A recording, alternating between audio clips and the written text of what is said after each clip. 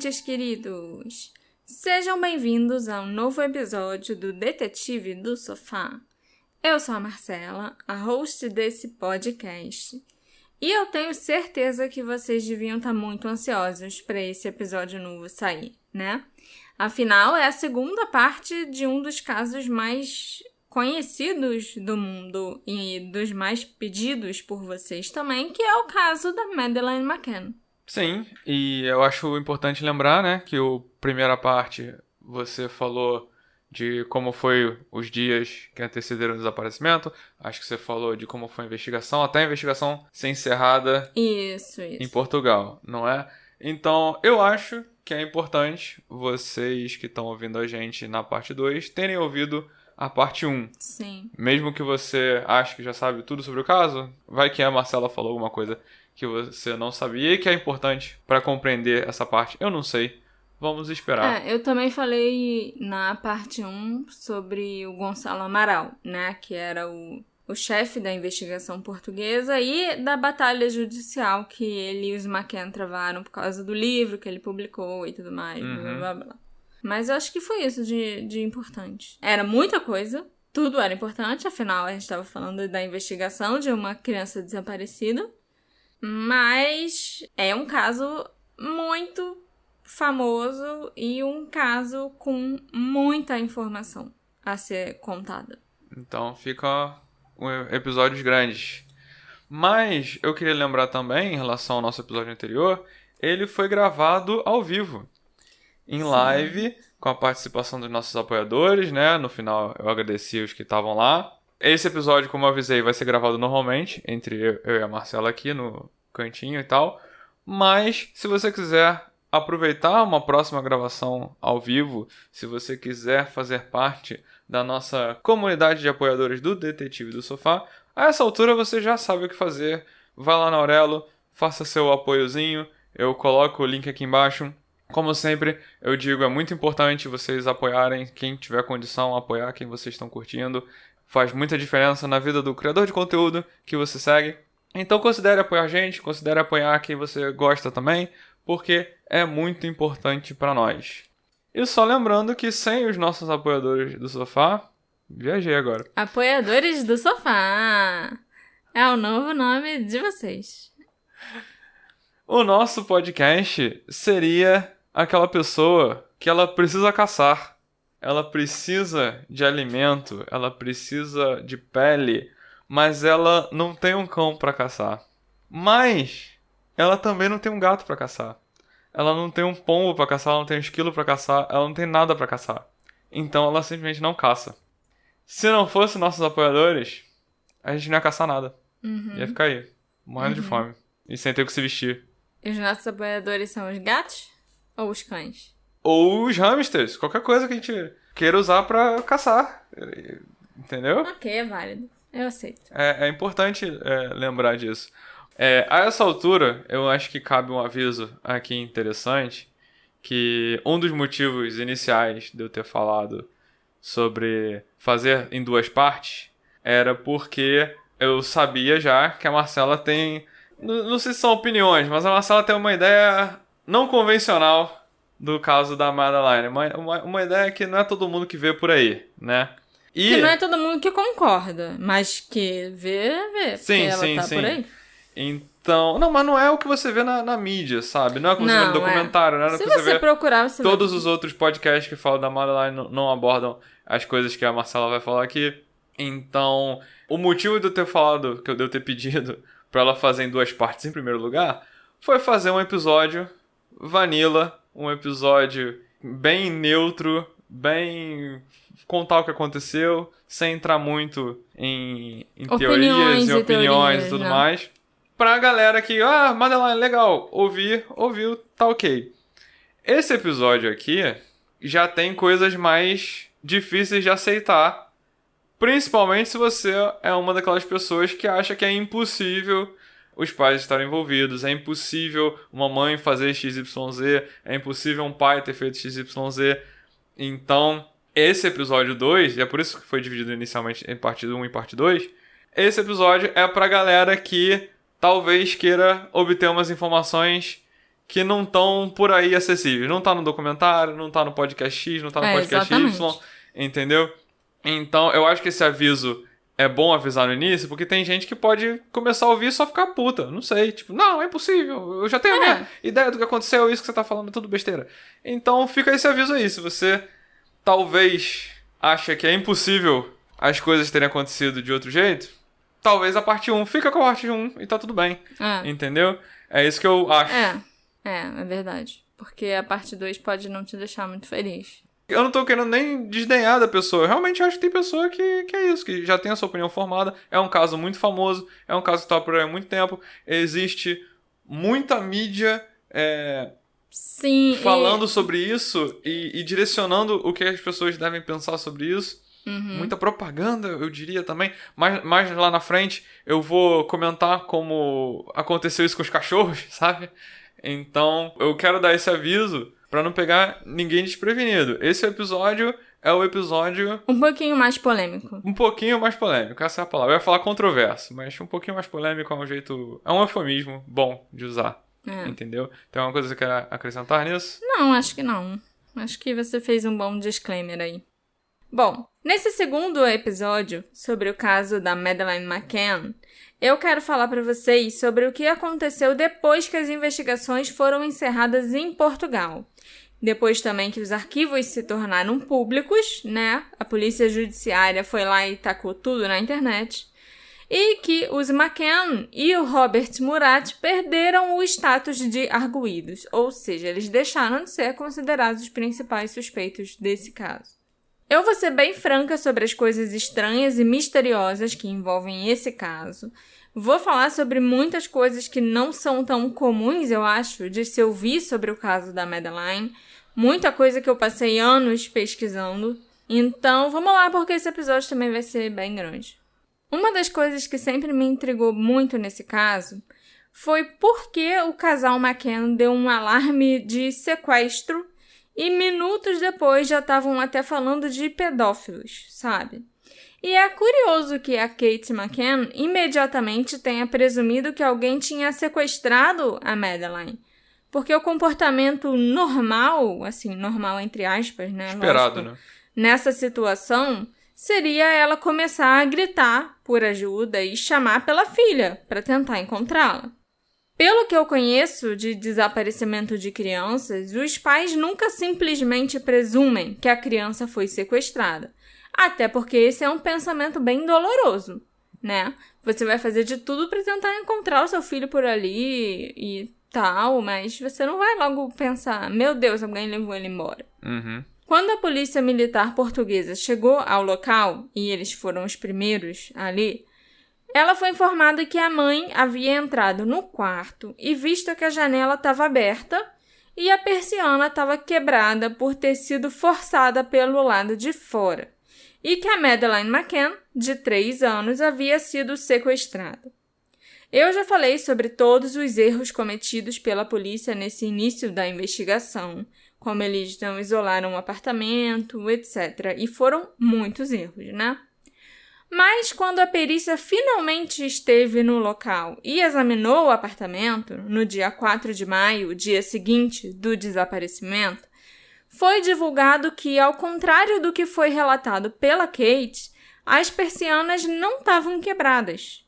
Não havia nem sinal de que alguém tivesse mexido nelas e as janelas também não foram arrombadas.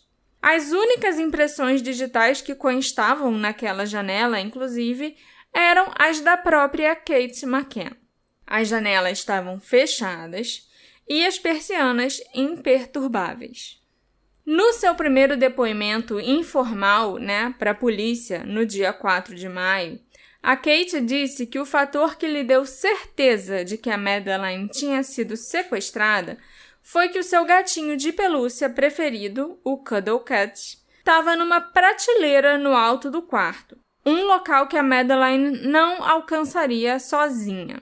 E quando os McCann botaram a filha para dormir, ela estava abraçada com um gatinho. E essa realmente poderia ser uma pista de que houve um sequestro, Ou pelo menos de que um intruso realmente esteve ali no apartamento e mexeu com a Madeleine. Mas eu vi e revi todas as fotos da cena do crime, que foram tiradas pela polícia durante a perícia, e eu não encontrei nenhuma prateleira naquele quarto. Ou nenhum lugar mais alto, sabe? Onde o Cuddle Cat poderia ter sido colocado por um adulto. Eu também observei que havia 2 objetos cor-de-rosa na cama da Madeleine, nessas fotos. Um item maior, num tom de rosa mais forte, mais escuro, que era o cobertor de princesa com o qual a Madeleine dormia toda noite, e um item menor, num tom de rosa mais clarinho, que era o Cuddle Cat. Ele estava ali, ao lado do travesseiro dela. Claro que a cena do crime, o apartamento, e especialmente o quarto das crianças, foi totalmente comprometido porque muitas pessoas entraram e saíram de lá antes da polícia chegar e fazer o trabalho dela. Mas eu achei muito curiosa essa parte do depoimento da Kate que eu li, porque eu não achei nenhum lugar onde o Cuddle Cat poderia ter sido colocado. E para todos os efeitos, pelo menos nas fotos, ele estava lá na caminha da Madeleine. A única outra evidência de um possível sequestro foi o relato da Jane Tanner, uma das amigas que viajava com o casal McCann, de ter visto um homem misterioso atravessando a rua, carregando uma menina nos braços. O grande problema aqui é que o relato da Jane mudou diversas vezes. E a cada vez que ela era perguntada, a Jane descrevia o homem de uma maneira diferente. Na primeira vez que a Jane Tanner falou com a polícia, ela alegou ter visto só um homem carregando alguma coisa.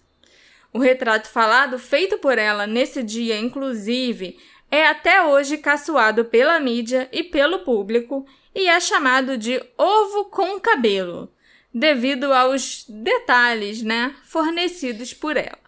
Eu vou postar essa foto lá no Instagram. Você já viu? Realmente. É engraçado isso ter virado um pôster oficial, É ridículo. Ridículo. Já na terceira ou quarta vez em que a Jane teve que relatar o que ela viu para a polícia, o homem não só era muito mais detalhado, como ele estava carregando uma menina com um pijama rosa, exatamente igual ao que a Madeleine usava naquela noite. Testemunhas normalmente se lembram melhor dos detalhes do que viram nas primeiras horas ou dias após o ocorrido, E no caso da Jane foi o contrário. O problema, além dessas descrições melhorarem muito, e ficarem muito mais detalhadas com o tempo e parecerem ter ido mudando para se adequarem melhor à história do sequestro, é que o Jerry e o amigo dele, Jeremy, com quem a Jane diz ter cruzado na calçada, afirmam que não viram a Jane. E dizem, inclusive, que eles estavam do lado oposto da calçada, onde a Jane diz ter passado. E ela é a única pessoa que afirma ter visto um homem estranho atravessando a rua, sendo que o Jerry e o Jeremy também o teriam visto se o relato tivesse acontecido da forma que a Jane descreveu. Além das inconsistências e das versões diferentes dadas pela Jane nesse avistamento, tem mais um probleminha. Segundo os garçons do restaurante de tapas, onde o grupo estava jantando, a Jane Tanner, em momento algum, deixou a mesa que ela ocupava com os amigos naquela noite. E os relatos dos garçons e do staff do restaurante são importantes porque eles conheciam bem o grupo, que ia todas as noites ao local e sempre ocupava a mesma mesa. Isso é muito doido. Na melhor das hipóteses, ela lembrou errado da hora que ela saiu, Ou do dia que ela saiu, eu acho mais provável. Da pessoa que ela viu. E com o tempo foi... A memória pode ter sofrido sugestão, aí vai ganhando detalhes, Sim, exatamente. Vai saber, Só para vocês saberem também, há alguns anos atrás, poucos anos atrás, inclusive, quando a polícia britânica começou a investigar o caso na Operação Grange, sobre a qual eu vou falar mais tarde, eles investigaram se esse homem, o tal homem visto pela Jane Tanner, poderia ser só um pai de uma criança pegando seu filho ali na creche, Uhum. Porque tinha esse serviço de creche também na hora do jantar. A creche do resort, A creche do resort. Tinha um serviço de jantar especializado oferecido das 7h30 até as 11h30 da noite para os pais deixarem as crianças e poderem sair para jantar. E só analisando a lista das crianças que estavam ali no resort naquela noite e vendo, né, quem é que tinha ido buscar e tal, conversando com os pais, conseguiram identificar quem era o homem que a Jane Tanner viu. Então ela viu alguém? Ela viu alguém, mas ela não viu na hora que ela falou que ela viu. Uhum. Na verdade, ela viu esse cara mais tarde, quando ela estava voltando pra mesa. Ou indo lá depois que a Kate deu o alarme. Ah, sim. Entendeu? Entendi. Foi um horário bem mais tarde do que ela tinha falado inicialmente. Entendi. E então, assim, realmente, me parece que a Jane... Ou ela tá lembrando errado desse dia que ela viu o Jerry e o Jeremy conversando na rua e tal, confundindo a data. E ela viu esse homem, sim, só que era um homem carregando a própria filha. E ela ouviu quando ela foi lá ajudar a Kate, depois que a Kate veio correndo gritando que tinham sequestrado a Madeline. Uhum. Por mais bizarro que pareça, o ovo com cabelo e os detalhes que ela foi lembrando e tudo mais, e meu Deus, ela é a única pessoa que viu o sequestro acontecer, ela não viu o sequestro acontecer porque era só um homem comum carregando a própria filha.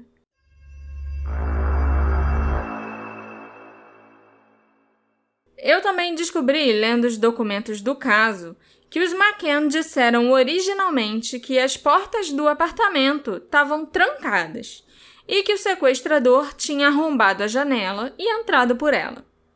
Mais tarde, quando ficou claro que a janela e as persianas que só abriam por dentro não haviam sido mexidas e as únicas digitais encontradas eram da Kate, o casal mudou a sua versão e disse que uma das portas provavelmente estava destrancada. Eles falaram que a porta principal, aquela que era mais próxima do quarto das crianças, né, que era a porta de entrada do apartamento mesmo, que dava para a rua, era a porta que devia ter ficado destrancada.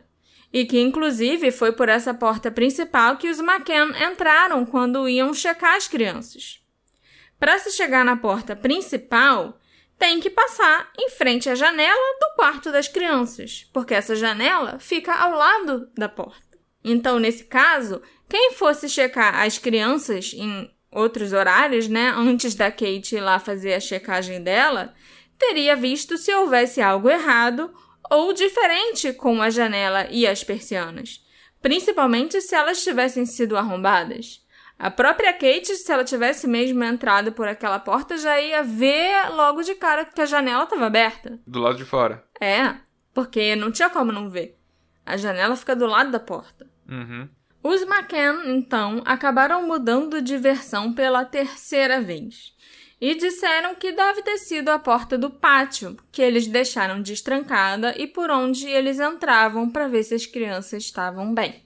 Vocês devem se lembrar que tinham duas portas, né, no apartamento. Uhum. Uma porta de correr, que dava para uma varandinha, um pátiozinho, e a porta principal. Mas eles mudaram de versão sobre a porta que eles usavam frequentemente para checar as crianças. Isso. Ok. Inclusive na noite do sequestro da Madeline. Eles ainda acrescentaram que preferiram deixar essa porta aberta para não fazer barulho perto do quarto dos filhos. Ok, faz sentido, né? Já que a porta principal ficava do lado do quarto das crianças. E também em caso de incêndio. No fim das contas, tornou-se a versão oficial que ambas as portas ficavam deixadas destrancadas pelo casal, que afirmou se sentir muito seguro no local. É claro que a língua era uma barreira nesse caso, e pode ser que os McCann tenham dito uma coisa e a polícia tenha entendido outra, ainda mais nessas primeiras entrevistas que eram mais informais. Muita coisa pode ser perdida ou mal interpretada ao ser traduzida para outro idioma, né? Nesse ponto, eu acho que a gente pode até dar o benefício da dúvida para os McCann e para a polícia também, porque é complicado. Os McCann também não viam problema em deixar as crianças sozinhas dormindo, porque, segundo eles conseguiam ver bem o apartamento da mesa que ocupavam no restaurante. Mas isso não é exatamente verdade, porque não é possível enxergar o apartamento 5A do bar de tapas. A única coisa possível de se ver era a parede branca arredondada da lateral do edifício. No dia 4 de maio, ainda na parte da manhã, os McCann mandaram imprimir pôsteres com fotos da Madeleine, informando que ela tinha desaparecido e pedindo para que quem tivesse informações entrasse em contato. Mas, em vez de usar uma foto recente da Madeleine, tirada até durante a viagem, por exemplo, para os pôsteres, os McCann usaram fotos antigas, de pelo menos um ano antes, o que causou estranheza aos investigadores, já que as crianças mudam de aparência assim muito rápido, né, conforme vão crescendo. Era essencial que eles tivessem usado uma foto o mais atual possível da Madeleine. Além disso, os McCann usaram uma foto que mostrava claramente uma característica única dos olhos da Madeleine, uma mancha na sua íris, chamada de coloboma. A divulgação dessa aparência ocular singular foi uma grande preocupação para os investigadores portugueses, que alertaram que a Madeleine poderia correr um grave perigo caso realmente tivesse sido sequestrada. Aquele fator excepcional e muito específico de identificação significava que ela nunca seria capaz de ser ocultada com sucesso ou de ser passada por outra pessoa, independentemente da sua idade ou de como mudassem a sua aparência, a cor do seu cabelo, seja lá o que for. O sequestrador podia ser tentado, então, a descartá-la rápida e silenciosamente. Então, por que os pais ainda assim enfatizaram tanto o coloboma? Ainda mais do que uma foto atual da Madeleine. O Gonçalo Amaral afirmou em seu livro que ele conversou pessoalmente com o Jerry McCann e explicou todos os riscos de enfatizar essa característica, além de ter destacado que a revelação do coloboma da Madeleine poderia ser a sua sentença de morte. O Jerry, no entanto, teria optado por seguir em frente, em suas próprias palavras, com a sua boa jogada de marketing. Só fazendo um adendo rápido, o Gonçalo lançou um livro, né? Eu já falei sobre isso no episódio passado. A Kate McCann também lançou um livro, esse eu já li. E já o Jerry McCann, por muitos anos, teve um blog. Então é daí, além dos arquivos da polícia, que eu tiro as informações sobre o que essas 3 pessoas específicas pensaram ou falaram. E essa frase da boa jogada de marketing, por exemplo, foi tirada do blog do Jerry. É só para vocês saberem que todas essas informações e algumas das falas que eu cito têm uma fonte confiável, sabe? Eu não tiro da minha cabeça ou dos tabloides, por exemplo.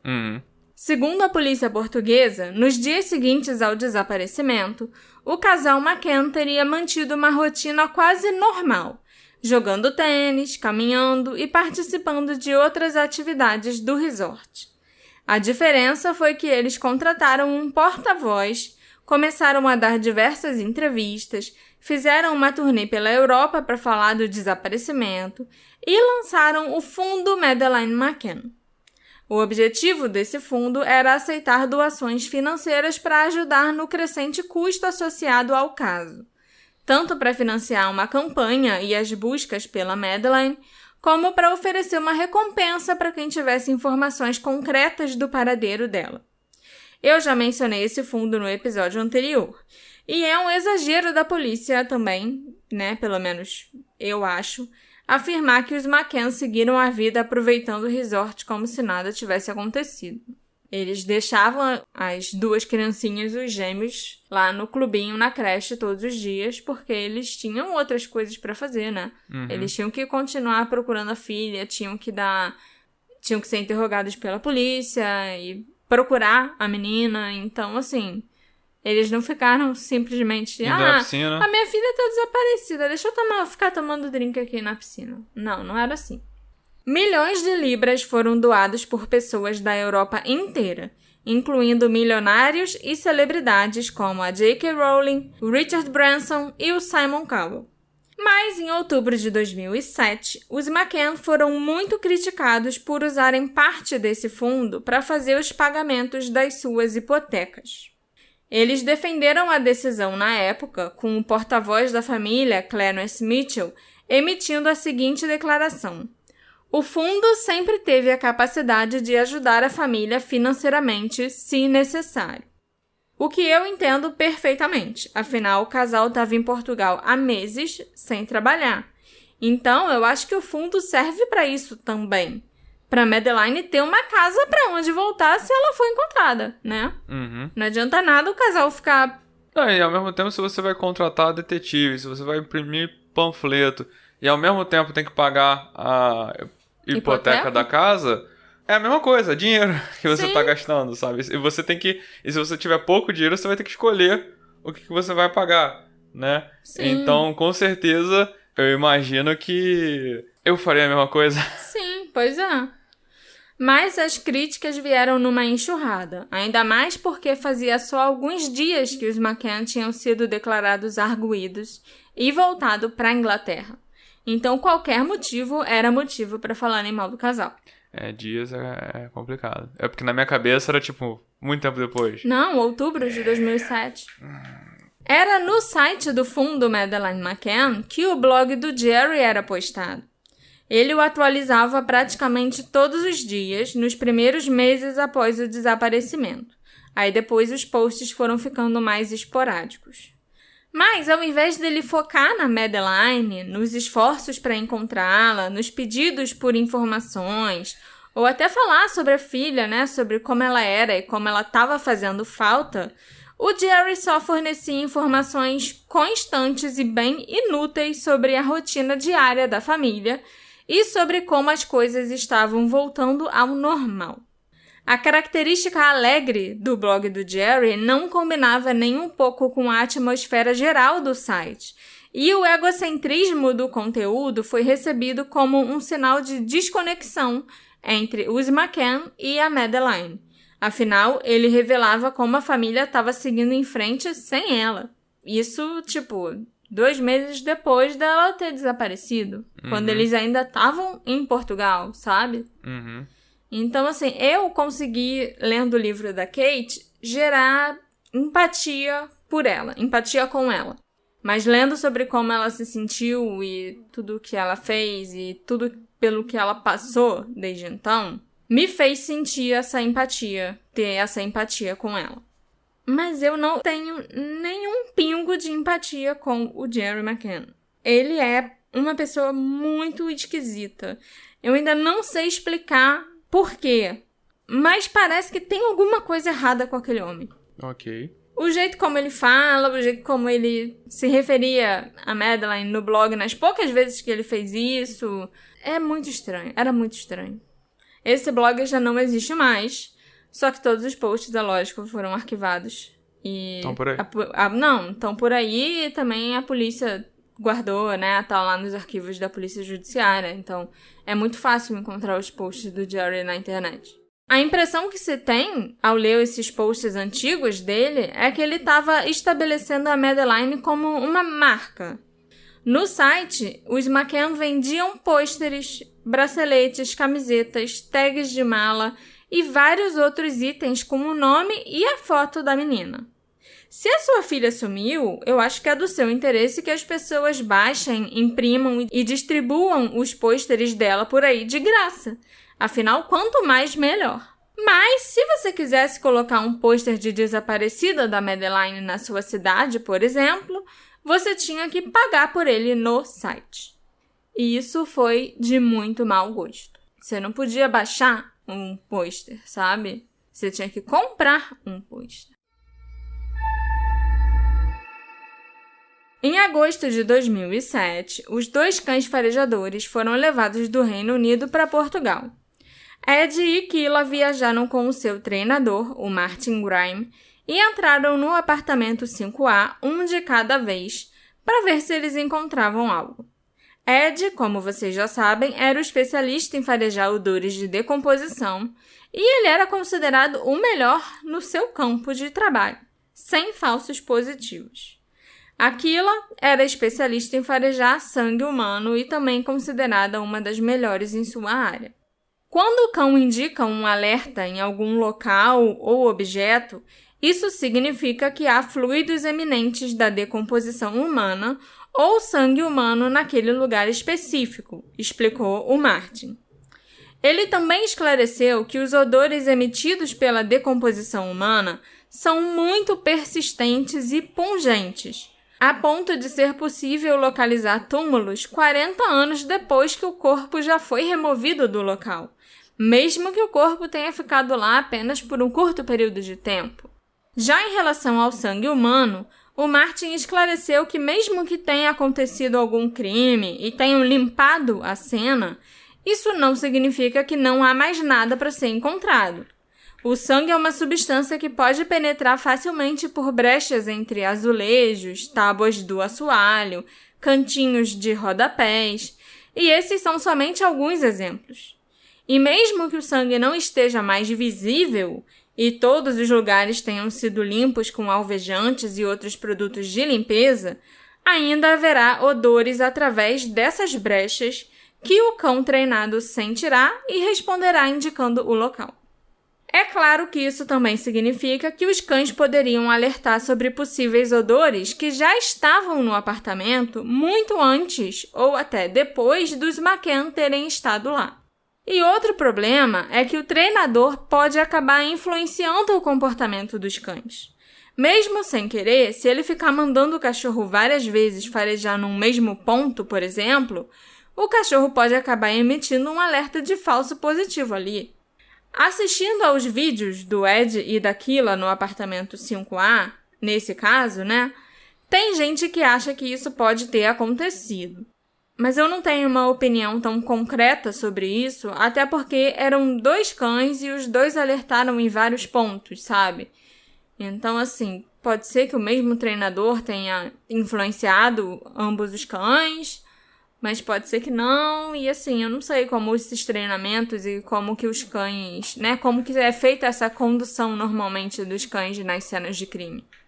O Ed entrou primeiro no apartamento 5A e percorreu todo o local. No vídeo, é possível ver que o Ed fica agitado no momento em que ele é solto pelo treinador e entra no apartamento. O Martin explicou que o Ed não alerta em nenhuma outra situação, exceto quando ele sente o cheiro que está procurando, de um cadáver humano.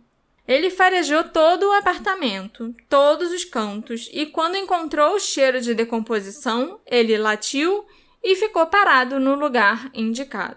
As imagens do vídeo mostram o Ed farejando a área da sala antes de entrar no quarto da Kate e do Jerry, cheirando as camas e seguindo para o guarda-roupa. É aí que o cachorro se vira e late com urgência para o treinador. O Ed também latiu num ponto atrás do sofá azul, perto da janela da sala. Além desses 2 locais importantes dentro do apartamento, o que quase ninguém sabe é que o Ed também alertou no pátio, onde ficava a porta de correr, e no canteiro de flores, na parte de trás do apartamento 5A. Quando levado para farejar os pertences dos McCann, que foram expostos junto com pertences aleatórios de outras pessoas, o Ed alertou para uma blusa branca da Kate, um par de calças xadrez, também pertencentes a ela, uma camiseta vermelha de criança e ao Cuddle Cat.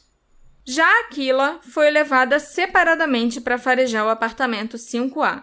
Depois que o Ed foi retirado do apartamento, ela entrou e começou o seu trabalho. Curiosamente, a Kila também parou, latiu e alertou na mesma área atrás do sofá onde o Ed havia alertado.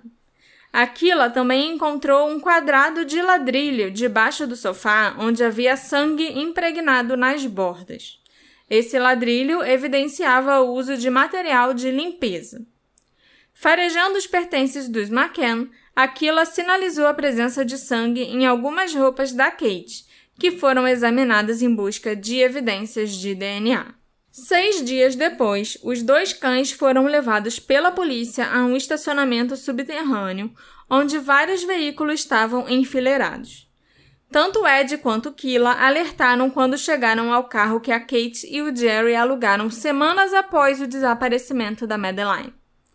Ambos os cães sinalizaram dentro do porta-malas, na porta do motorista e nas chaves do carro. Atrás do sofá, onde o Ed e a Kila sinalizaram, foi encontrado um padrão de respingos de sangue nas paredes. Eu vou botar as fotos no Instagram para vocês verem. de onde foram coletadas amostras para tentar extrair e examinar o DNA. E no carro também foi possível descobrir alguns depósitos de DNA humano que foram levados para análise. O resultado, vocês já sabem, foi inconclusivo. Poderia sim pertencer a Madeline ou a algum familiar dela. Tinham traços que batiam com o DNA da Madeline, mas aquelas amostras não eram o suficiente para determinar positivamente a quem elas pertenciam, né? Para dizer exatamente quem era o dono daquele DNA. Elas só eram suficientes para excluir possibilidades, entendeu? Uhum. Tem uma parada que eu acho esquisita sobre esse caso específico, que é... Você falou dos cachorros e você falou o quanto o Ed era o melhor no seu ramo, quanto a Killa também era muito boa no que fazia. E eles foram trazidos do Reino Unido. Foram trazidos do Reino Unido, não foi nem um cachorro português, né? Que já não existe nem confiança na polícia portuguesa. Que dirá no cachorro. Que dirá no cachorro português. Mas aí trouxeram os cachorros do Reino Unido. E os cachorros, eles apontaram pro local. O local, ele rendeu coisas para coletar. Infelizmente, essas evidências não foram 100%. Né? Mas o que eu acho engraçado nesse caso é o como esse caso, sempre que entra a parte dos cães, me passa a impressão que logo depois a pessoa que tá abordando o caso bota um asterisco falando, mas cachorros não são confiáveis, né? Uhum. E eu acho isso muito engraçado, porque é só nesse caso que eu vejo isso. Esse asterisco do, pô, mas cachorro, não dá pra acreditar no que o cachorro faz, né? É interessante ver como que, nesse caso específico, a opinião pública se voltou contra os cachorros. Sim. O cachorro cheirou, você não pode confiar no cachorro cheirou.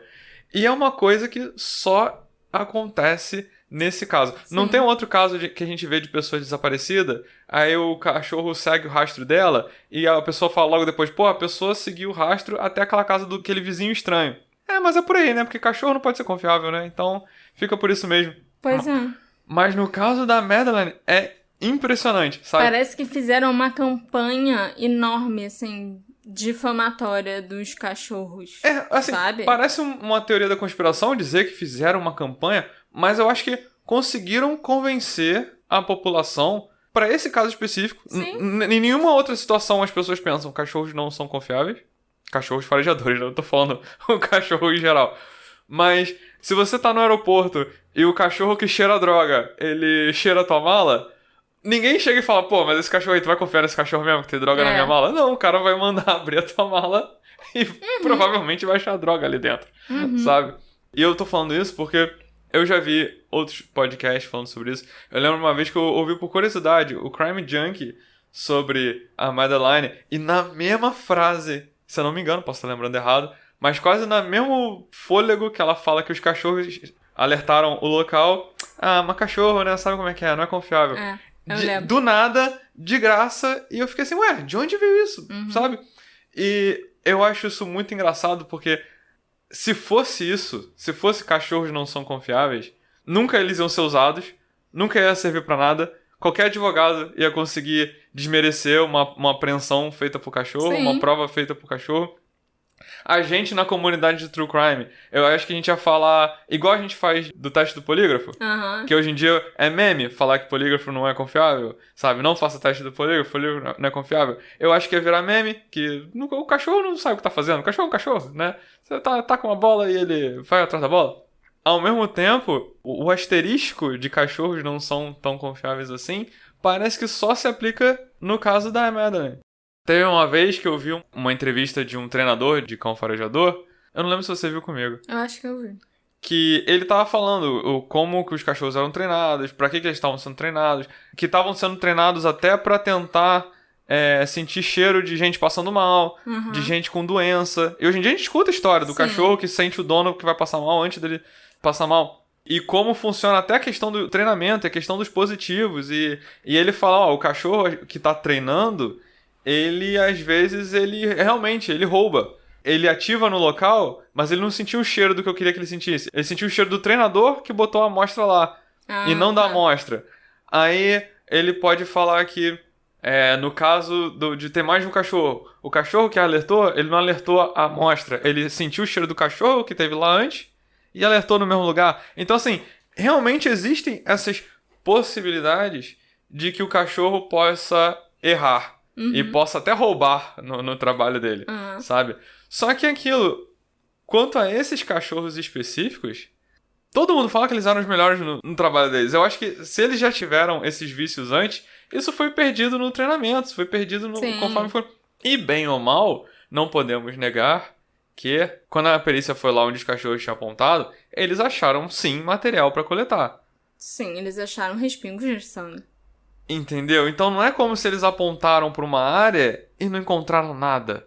Quando o cara foi lá e coletar a evidência, o CSI foi lá, realmente achou um material que realmente era DNA e no final realmente era alguma coisa, sabe? Não era o cachorro maluco apontando pra onde ele quis. Então eu acho isso, nessa história específica, e de novo, isso por si só, eu não quero dizer quem fez, quem não fez, o que é estranho, o que não é estranho. Eu quero só chamar a atenção pro fato de que, para esse caso específico, as pessoas tratam cães farejadores como não tão confiáveis assim. E qualquer outro caso, a gente não necessariamente pensa assim. A gente... o cachorro apontou ali, pô, esquisito, hein, estranho, tem que investigar mais esse cara mesmo. Mas era isso que eu queria falar sobre os cachorros. Sim, é verdade. Você tem razão. Todo mundo se pergunta por que os cães teriam alertado no carro, que foi alugado só 3 semanas após o desaparecimento da menina.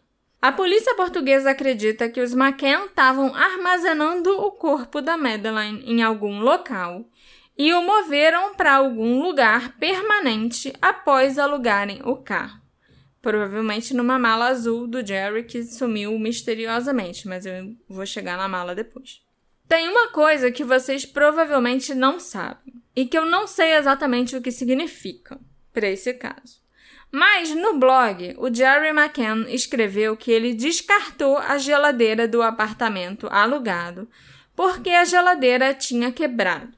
Ele jogou a geladeira antiga num lixão e comprou uma nova para substituir a antiga. Logo que ele fez esse post, todo mundo já comentou quão suspeita era essa atitude. Afinal, era um apartamento alugado de férias de temporada, sabe? Se você causa danos ou quebra algo num apartamento desses, você fala com os proprietários e os reembolsa pelos danos causados.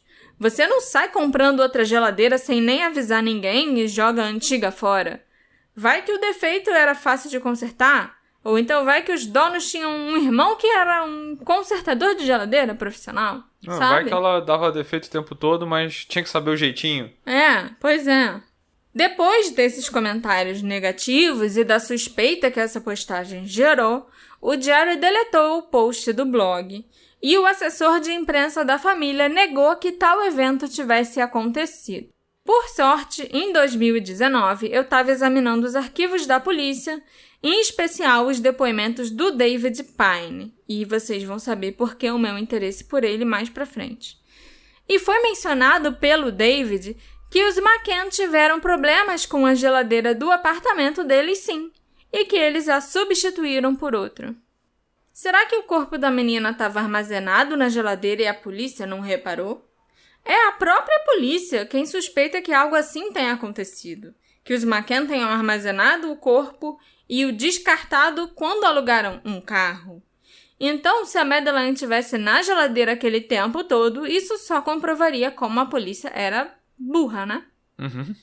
Em uma das fotos do quarto tiradas no dia seguinte ao desaparecimento da Madeleine, é possível ver em um dos armários do quarto, armário onde o Ed alertou, uma mala de mão azul escura que pertencia ao Jerry McCann e que era usada para carregar equipamento esportivo. O Jerry usou essa mala nos primeiros dias da viagem para carregar o seu equipamento de jogar tênis. Quando ele foi questionado pela polícia, que pediu, porque precisava de todas as malas do casal para que os cães as farejassem, o Jerry disse que a mala azul tinha sumido e que talvez ela tivesse sido roubada. Mas, na semana seguinte, o porta-voz do casal, o Clarence Mitchell, afirmou que nenhuma mala ou bolsa pertencente aos McCann havia sumido e que o Jerry nunca possuiu aquela mala de mão ou bolsa esportiva azul. Em setembro de 2007, no último interrogatório feito pela polícia portuguesa com os McCann, no qual a Kate se recusou a responder qualquer pergunta, o Jerry parecia mais cooperativo e estava respondendo o que a polícia perguntava. Mas quando a questão da mala chegou, o Jerry não quis comentar.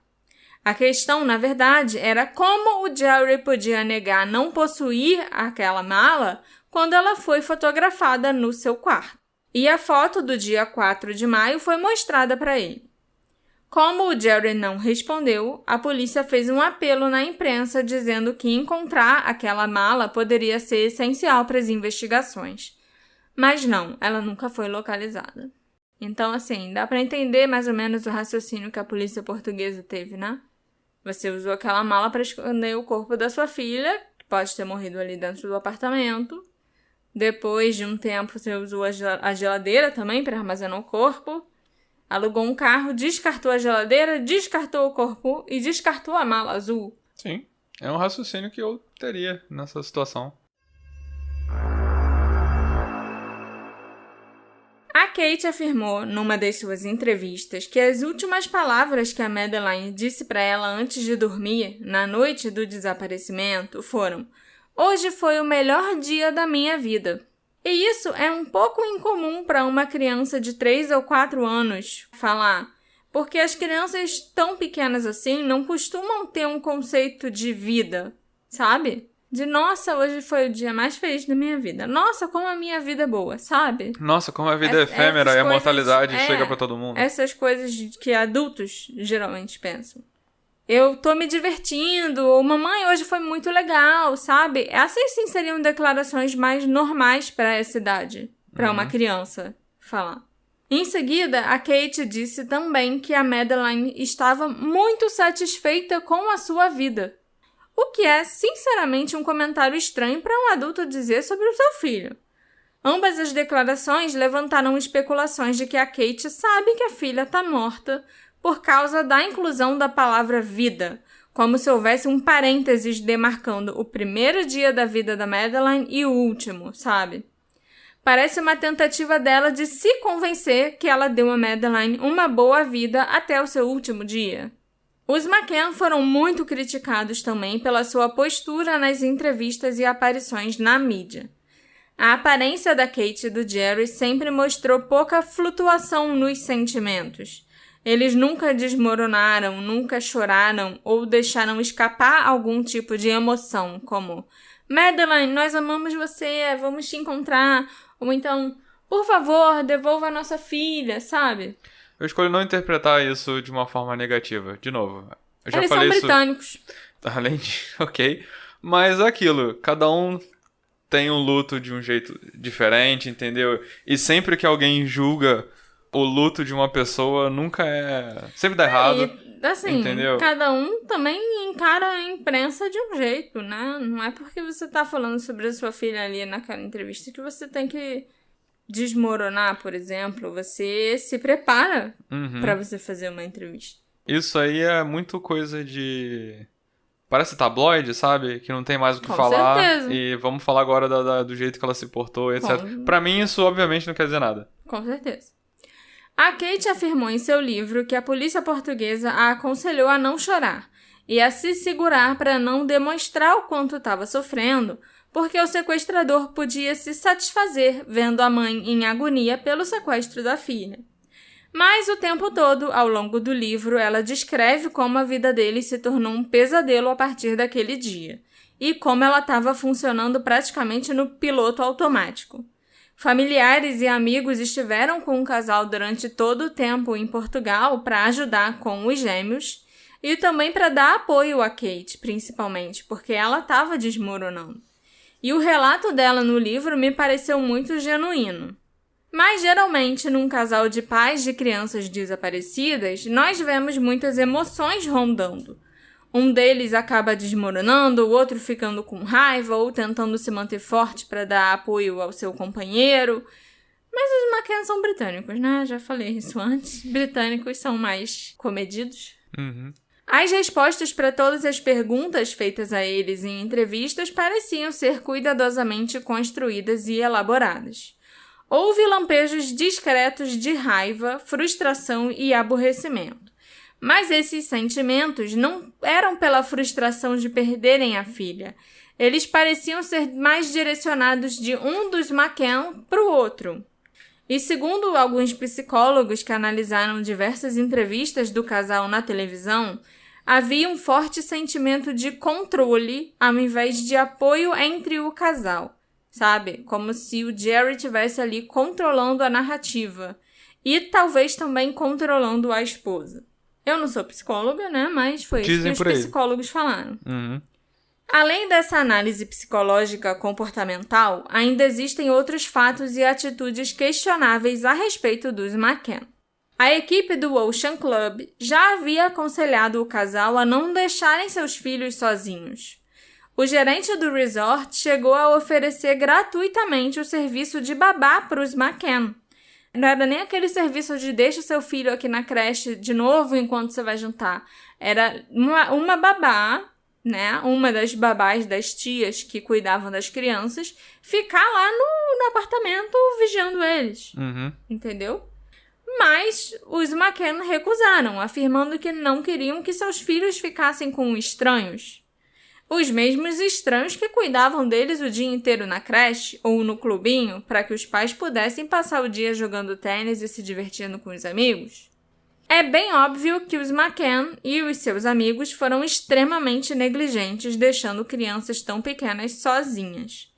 Mas os relatos da vizinha do apartamento de cima mostram, além da negligência, uma certa frieza dos McCann em relação aos filhos, principalmente a Madeline. Na noite do dia 1º de maio, 2 dias antes do desaparecimento, a Madeline chorou e gritou papai desesperadamente por mais de 1 hora. Pamela Fenn, a vizinha do apartamento de cima, deu seu depoimento à polícia em 20 de agosto e contou o que ouviu naquela terça-feira. A Pamela afirmou que ela estava sozinha em casa, quando por volta das 10h30 da noite ouviu uma criança começar a chorar. Além do choro, que durou aproximadamente 1 hora e 15 minutos e que foi ficando mais alto e mais expressivo a cada minuto, a criança gritava papai, papai. Ela não teve dúvidas de que o barulho vinha do apartamento de baixo e que a criança era uma menina. Por volta das 11h45, ela ouviu as portas do pátio se abrirem e presumiu que eram os pais que haviam voltado. E assim que entraram no apartamento, a criança imediatamente parou de chorar. Outra testemunha, chamada Vera, que também estava hospedada no resort, afirmou que nessa mesma noite os McCann estavam no bar Chaplin, para onde o casal e os amigos foram após jantarem no bar de tapas. E que é bem distante dos apartamentos alugados. Ele fica ainda no complexo do resort, mas a quase 2 quilômetros dos apartamentos. A Vera disse ter certeza disso porque ela também estava lá no Chaplin com a filha e a neta naquela noite para jantar. Por volta das 11h30 da noite, os funcionários do resort apareceram no local para solicitar aos McCann que voltassem ao apartamento para cuidar dos filhos, que estavam sozinhos e chorando muito. A Vera saiu do bar praticamente junto com os McCann porque a sua neta estava cansada. E ao longo do caminho, ela ouviu a Kate e o Jerry reclamando de terem que voltar e do staff do hotel ter invadido a privacidade deles. Na manhã seguinte, a Vera ouviu alguns funcionários do resort falando sobre o que tinha acontecido na noite anterior. Eles estavam conversando entre si enquanto eu estava na área de recepção esperando minha filha e neta descerem para me encontrarem para o café da manhã, contou ela. A opinião dos funcionários sobre a atitude dos pais de deixar os filhos sozinhos não era lisonjeira, e de acordo com eles, foi por isso que o hotel ofereceu aos McCann a babá gratuitamente nas próximas noites, babá que eles recusaram.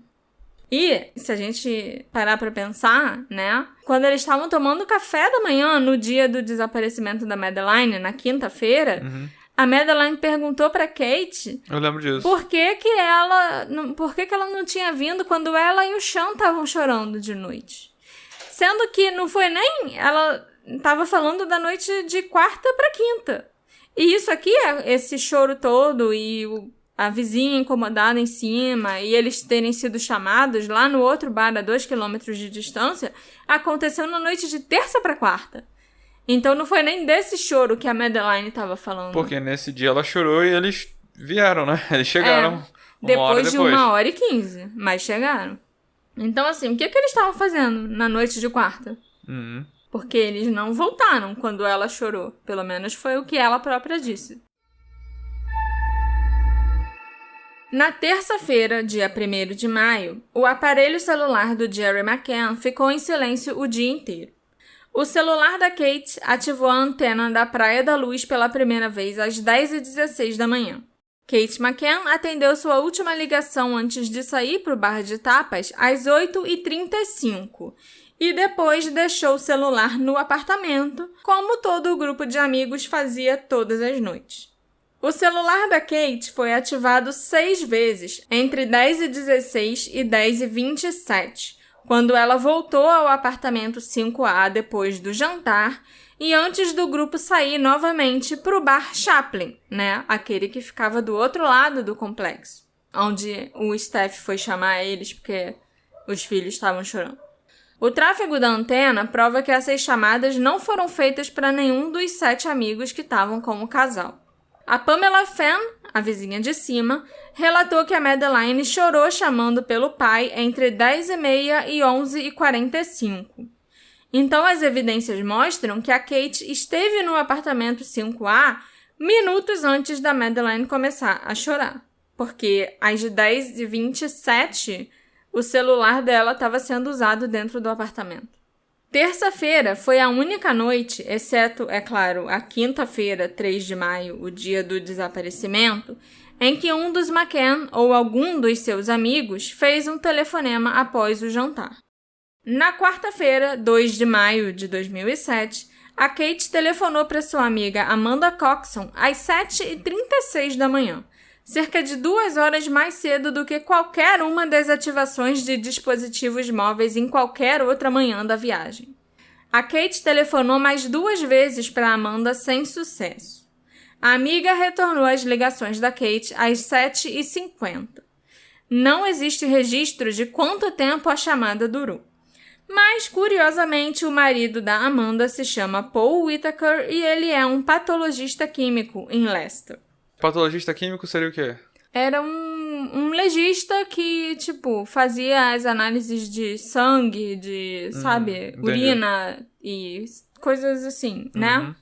É muito importante que vocês saibam que todos os registros dos celulares da Kate e do Jerry foram excluídos da memória antes deles entregarem os aparelhos à polícia. Os celulares foram resetados para o modo de fábrica. Esses dados sobre as ligações foram obtidos pela polícia através da justiça, junto às companhias telefônicas. Existe uma teoria de que a chamada última foto da Madeline foi tirada vários dias antes, e não no dia 3 de maio, e que os seus pais mudaram a data na câmera como uma maneira de fornecer uma prova de que a Madeline estava viva na quinta-feira. Segundo os McCann, a foto foi tirada na hora do almoço de 3 de maio. O problema é que na hora do almoço da quinta-feira, o céu estava nublado e o tempo estava bem frio. E na foto, tá um dia ensolarado e lindo. O livro da Kate também traz informações curiosas. Ela escreveu: na terça-feira à tarde, Jerry e eu decidimos levar as crianças na praia. Para ser sincera, acho que eles ficariam felizes em voltar aos seus clubinhos, mas queríamos fazer algo um pouco diferente com eles, apenas nós 5. Pegamos emprestado um carrinho duplo no hotel para facilitar a caminhada para o Sean e a Amelie. O clima não estava lá muito bom. Na praia começou a chover. Um pouco de chuva não é algo que incomoda um escocês como o Jerry, mas o Sean e a Amelie não gostaram da sensação da areia molhada e insistiram como crianças de 2 anos em serem carregados nos carrinhos. Antes de subir a estrada, paramos numa loja na esquina da Rua da Praia e Avenida dos Pescadores, porque o Jerry precisava de um par de óculos de sol. Vocês devem estar se perguntando qual a relevância de todos esses detalhes minuciosos para alguma coisa. Eles chegaram no sábado, os McCann chegaram lá no resort no sábado, e o dia estava claro e super ensolarado, com poucas nuvens. No domingo, também estava um dia claro, ensolarado, e o horizonte estava com um céu azul brilhante. Segunda-feira estava nublado. Terça-feira, a própria Kate, admite que choveu e o clima ficou bem ruim. Mas o Jerry precisava de óculos escuros exatamente nesse dia. A última foto da Madeline mostra o Jerry usando um par de óculos de sol. Nós sabemos que a foto pode ter sido tirada antes do dia em que eles reivindicam por causa do tempo ruim que durou até a sexta-feira, dia 4 de maio. Então, será que a Kate estava tentando ressaltar que o Jerry não tinha óculos de sol até a terça-feira? E que, portanto, a foto não podia ter sido tirada nos 2 dias anteriores, os dias em que realmente fez sol? Por que o Jerry não levou óculos de sol para uma viagem para a praia? Eu acho que essa teoria já é um pouquinho de exagero, que os McCann tenham até forjado essa última foto da Madeline. Mas eu sinto falta de uma testemunha independente nesse caso, afirmando quando e onde a Madeline foi vista pela última vez. Porque no dia 3 de maio parece que só tem testemunhos dos pais e dos amigos deles. E os outros avistamentos da Madeline no resort são muito genéricos, né? Uma garotinha loura andando com um grupo ou uma família. E tinham 8 crianças naquele grupo de amigos e 7 eram menininhas lourinhas. Inclusive a Lily, a filha da Fiona e do David Pine, que era da mesma idade da Madeline e, segundo o que dizem, as duas eram parecidas. Então, assim, a moça da recepção falou que viu a Madeline no dia 3. Mas será que ela viu mesmo? Ou ela viu um bando de menininha loura passando e presumiu que ela viu a Madeline? Uhum. Eu não acho que ela tenha morrido no início da semana, como uma porrada de gente na internet acha. Eu acho que talvez tenha acontecido alguma coisa na própria quinta-feira, só que bem mais cedo do que foi relatado. Uhum. Ou então, talvez até na noite de quarta para quinta, sabe? E aí, por isso, toda essa... Por isso que ninguém vê ela. Por isso que ninguém... Não tem uma confirmação de onde ela estava. Eu acho que tem muita coisa esquisita nessa história toda, mas eu não consigo identificar exatamente o quê. O fato da Kate ter ligado pra amiga que o marido era patologista, forense, né? O fato de todas as crianças, de todas as menininhas serem iguais, o fato de nenhuma outra pessoa confirmar onde e quando viu a Madeline. A foto que estava clara. A foto que estava clara, quando o dia, na verdade, estava nublado. Eles terem apagado todos os registros do celular, que até hoje nem a polícia entendeu o motivo para eles terem feito isso, sabe? Porque é fácil, você vai pedir uma cópia na operadora, né? Mas será que tinha alguma outra coisa no celular que eles queriam esconder? A gente não tem como saber, entendeu? É tudo muito estranho. Outra questão que levanta suspeita para quem acredita que os McCann são culpados é uma foto do pijama da Madeline que rodou o mundo. A imagem em questão foi divulgada para a mídia mundial no fim da tarde de 10 de maio de 2007, após uma conferência de imprensa naquele dia. A mídia presumiu de início que, já que foi a polícia judiciária que divulgou a foto, a própria polícia judiciária devia ter conseguido um pijama igual ao que a Madeline usava quando foi sequestrada e tirou a foto, né? Mas o que consta nos arquivos da polícia é que o pijama igual ao da Madeline foi enviado pela loja Marks & Spencer e encaminhado ao laboratório forense em Lisboa a pedido do Gonçalo Amaral, com uma carta datada de 7 de junho. Então, esse pijama não pode ser o pijama cuja fotografia foi divulgada em 10 de maio, quase um mês antes. Esse pijama era o pijama que a Madeleine devia estar usando quando sumiu. É, um pijama igual, né? Que a loja enviou a pedido da polícia, enviou lá para Portugal. Mas isso aconteceu em 7 de junho, então como é que 10 de maio já tinha a foto do pijama rodando por aí? Durante uma entrevista coletiva no início de junho, a Kate se esforçou para explicar que o pijama exibido na foto do início de maio era da sua outra filha, da Amélie. Ela até levou o pijama para mostrar pessoalmente na coletiva.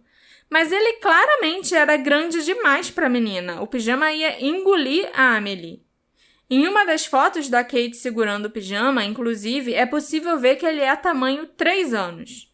E a Amélie tinha apenas 2 e ela era bem pequena para uma criança da idade dela. A Madeleine sim tinha 3 anos, ela faria 4 alguns dias depois de desaparecer. E para piorar, a Kate ainda afirmou que o pijama tinha sido comprado no ano anterior, quando a Amélie só tinha 1 ano e meio. Então ela realmente nunca ia caber naquele pijama. Não, nunca também é forte. Eventualmente ia caber. Ok, ia demorar, mas um dia ela ia caber. Você tem razão. A fotografia oficial, mostrada na coletiva da polícia de 10 de maio, ainda apresenta o pijama exposto contra um tecido azul. O apartamento 5A possuía um sofá azul com um tecido idêntico ao tecido no fundo da foto dos McCann. Nós sabemos pelo depoimento do Jerry e pelo que ele escrevia no blog que a Kate era quem utilizava a câmera e tirava fotos da família. E a própria Kate fez um comentário bem revelador, meio sem querer, a respeito de fotografia, à jornalista Olga Craig. Não consegui mais usar a câmera desde que tirei a última foto da Madeleine. Pode não parecer, mas essa informação traz consigo uma conotação bem séria. A Kate declarou em um dos seus depoimentos e no seu livro que ela passou a manhã de quinta-feira sozinha no apartamento, lavando a blusa do pijama da Madeleine, que estava com uma mancha estranha na gola, e que ela não tinha notado antes, e presumiu que fosse uma mancha de chá do café da manhã. Voltei ao nosso apartamento antes de Jerry terminar sua aula de tênis, lavei e pendurei o pijama da Madeleine na varanda. Em nenhum dos apartamentos dos amigos e nem no apartamento que os McCann ocuparam posteriormente, havia nenhum móvel, roupa de cama ou de banho azul. Muito menos naquele tom de azul exato do sofá do apartamento 5A. Sem contar que a partir da tarde de 3 de maio, quando supostamente a última foto da Madeleine com o pai e a irmã foi tirada, a Kate não conseguiu mais usar a câmera, como ela própria disse na entrevista. E a Madeleine foi dada como desaparecida perto das 10 horas daquela noite. E eu ainda não falei a parte mais comprometedora a respeito do pijama. O John McCann, o irmão mais velho do Jerry, foi uma das primeiras pessoas a ir para a Praia da Luz dar apoio à família. Em uma entrevista alguns dias depois que ele chegou, ele comentou sobre como a família estava apreensiva, esperando por notícias, e que foi terrível tentar explicar aos gêmeos pequenos por que a irmã mais velha não estava mais lá. Isso foi terrível para eles. A Kate vestiu a Amélie com o pijama da irmã e a bebê disse: "Pijamas da Mad. Onde está a Mad?" Mas ela é jovem demais para entender. E como poderíamos explicar? Tudo o que sabemos é que Madeleine precisa da sua ajuda. Ela nos ama e nós a amamos. É hora dela voltar para casa. O John McCann afirmou que o pijama da Madeleine ainda estava no apartamento. Pode até ser que a Kate tenha levado mais de um pijama na mala para Madeleine usar na viagem, é claro. Mas por que ela se daria ao trabalho de lavar a blusa de um pijama no meio das férias se ela tivesse outro pijama na mala para a filha usar? Ainda mais 2 pijamas iguais e do mesmo tamanho. Se o pijama ainda estava na casa, a versão oficial é que a Madeleine foi sequestrada de pijama. O que isso quer dizer exatamente? A princípio, o que eu concluo do que o irmão falou era que o tal pijama que sobrou não devia ser da Amélie. Amélie, devia ser da Madeleine mesmo. Aham. A própria Amélie falou: "Pijamas da Mad, onde está a Mad?" E aí tem um pijama sobrando aí. Então por que o pijama ficou e a Madeleine foi? Ela O que foi como? ela estava usando quando ela foi? Se até hoje a versão oficial é que ela estava usando aquele pijama. Uhum. Entendeu? Uhum. Essa é a questão. E por que a Kate tirou a foto do pijama no sofá azul do apartamento 5A? Eu entendo que, vamos mostrar uma foto pra polícia do pijama que ela estava usando. Mas aí como você explica o fato de você ter tirado a foto talvez antes dela ter desaparecido? Por que você tiraria a foto de um pijama qualquer? Pouco antes das 22 horas da noite de 3 de maio, a família Smith da Irlanda estava num restaurante jantando na beira da praia e viu um homem carregando uma criança nos braços. O homem desviou os olhos para sinalizar que não desejava nenhum tipo de contato. Quando ficaram sabendo do sequestro da menina na praia, a família procurou a polícia e relatou exatamente o que eles viram. Eu mencionei esse avistamento para vocês no primeiro episódio. 4 meses depois, a família Smith estava em casa assistindo TV.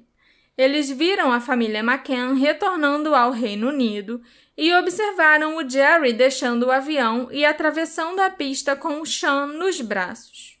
Martin Smith ficou chocado. Ele reconheceu o estilo de andar e a maneira como a criança estava sendo segurada contra o ombro do Jerry. Era exatamente como o homem que ele viu nas ruas da Praia da Luz 4 meses antes. Ele ligou para a polícia imediatamente e deu essa informação, e disse ter cerca de 80% de certeza que aquele era o homem que ele viu. Mas o Martin Smith nunca foi chamado para dar um depoimento formal e essa pista nunca foi devidamente investigada. Os avistamentos da família Smith foram completamente ignorados pelos McCann e seus detetives particulares desde o primeiro dia.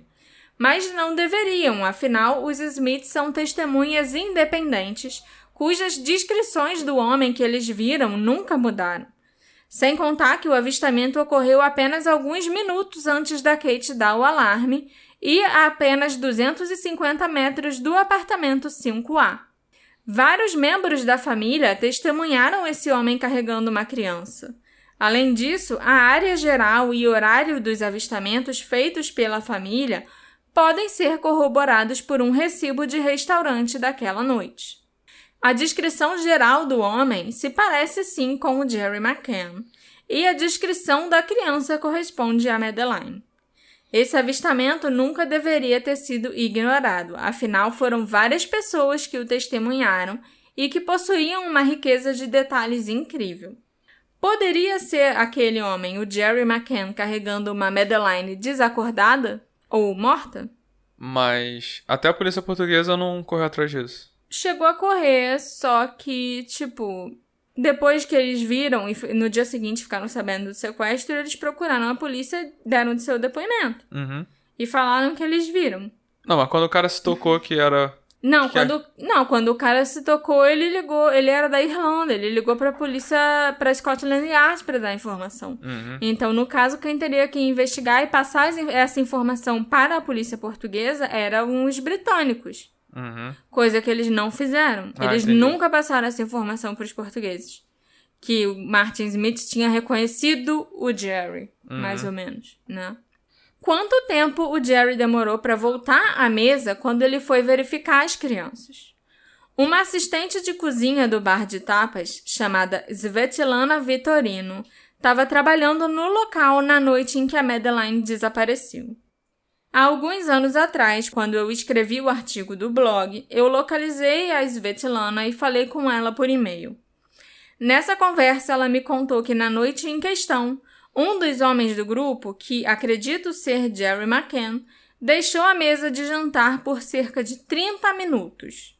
Depois dele voltar, Kate McCann também deixou a mesa e menos de 10 minutos depois, todos do grupo se levantaram e saíram também, exceto uma senhora idosa, a Diane Webster, que disse aos garçons que uma das crianças tinha desaparecido.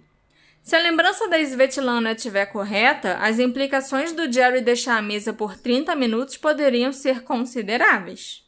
Um garçom do restaurante de tapas, chamado Joaquim Batista, afirmou em seu depoimento à polícia no dia 4 de maio que o primeiro homem do grupo a se levantar tinha cerca de 40 ou 45 anos, cabelos grisalhos e era alto.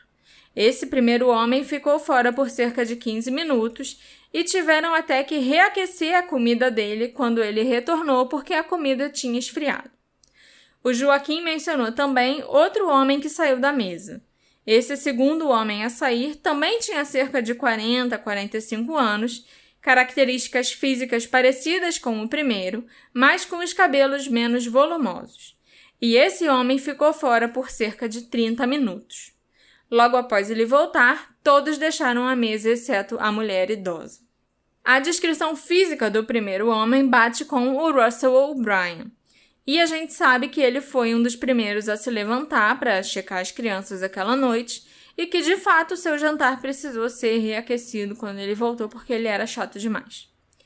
A descrição do segundo homem é um tanto parecida com a do Jerry McCann. Na entrevista da Jane Tanner com a polícia, em 8 de abril de 2008, ela mencionou que o Jerry realmente demorou mais do que deveria quando foi ver as crianças. Jerry foi checar e demorou mais do que o normal, porque eu me lembro da Kate dizendo: aposto que ele ligou a TV e está vendo futebol. Então ele demorou sim um pouco mais do que o normal. O relato da Svetlana, juntamente com o do Joaquim e da Jane Tanner, levanta a possibilidade do Jerry ter ficado fora por meia hora ou mais. Será que ele estava escondendo o corpo da Madeleine? Ou montando a cena do sequestro no apartamento? E será que a Kate estava tentando plantar a semente na cabeça dos amigos que a demora do Jerry era por causa do futebol? Será que a Kate sabia o que o marido realmente estava fazendo? Se é que ele estava fazendo isso? Uhum. Eu pensei nisso agora. Será que a Kate não estava sabendo de nada? Pois é. Não temos como saber. É. Como esse roteiro tá grande demais, e eu acho que o episódio também já deve estar grande demais. Tem quanto tempo aí de gravação? Por enquanto a gravação tem 1h37. Eu não sei se... Eu acho que isso é bastante coisa. Pra mim que vai ter que editar, sim. Eu ainda tenho muita coisa pra falar pra vocês. Então, vai ter uma parte 3 do caso da Madeleine. Porque eu vou falar aqui uma coisa. A Marcela meio que me falou que o caso tá muito grande. A gente tá na metade do roteiro. Mas o que eu sempre faço nessa situação é sugerir pra Marcela: faz parte 1 e parte 2. Não vamos se desdobrar pra fazer um episódiozão que às vezes vai demorar a ser feito, coisa e tal. Vamos fazer 2 coisas organizadas. A Marcela quase nunca me escuta. Dessa vez, não sei se ela vai me escutar ou não, mas acho que até hoje, enquanto a gente tava gravando, ela continuou descobrindo coisas. Então... Sim, hoje de manhã, enquanto eu já tinha terminado, assim, o roteiro, né? Já tinha terminado o caso, mas aí eu continuei pesquisando. E, assim, a definição desse caso pra mim é: quanto mais eu rezo, mais assombração me aparece, sabe? Porque quanto mais eu leio os arquivos e quanto mais eu vou atrás de coisas, né? De dados sobre essas pessoas e tal, parece que pior a coisa fica. Uhum. Então eu acabei descobrindo mais informações hoje de manhã também pra incluir no roteiro. Roteiro esse que já estava com 21 páginas da parte 2. Chegou num ponto que não tem condição, eu não consigo fazer. É melhor fazer direito do que fazer mal feito. Sim, entendeu? Sim. Então, pra surpresa de todos, inclusive da Marcela, inclusive a minha, haverá uma parte 3. Yeah! Sim, haverá uma parte 3. E tem mais coisa pra ser dita, né? Bastante. E eu acho que são coisas bem importantes, inclusive. Quer finalizar, então? Como que eu finalizo? Então é isso, gente. Eu não tava preparada, sabe? pra finalizar assim. Mas é isso, gente. O caso vai parar por aqui essa semana. Eu vou terminar de investigar o que eu tô investigando agora. E eu juro que eu não vou procurar mais nada. Para a minha própria saúde mental. Eu acho que essa altura você devia parar de investigar. Porque senão vai ser Madeleine parte 7. Senão vai virar um podcast da Madeleine. É. E não é isso que eu quero. Nunca foi a intenção, na verdade. A parte 3, semana que vem, vai ser a última. Se Deus quiser. É isso. Obrigada pela paciência de vocês de novo, porque eu sei que esse episódio também ficou bem grande. A gente se encontra na semana que vem para finalizar o caso da Madeleine McCann. Ok. A gente se encontra na semana que vem? Semana que vem. Tchau, tchau. Tchau, tchau.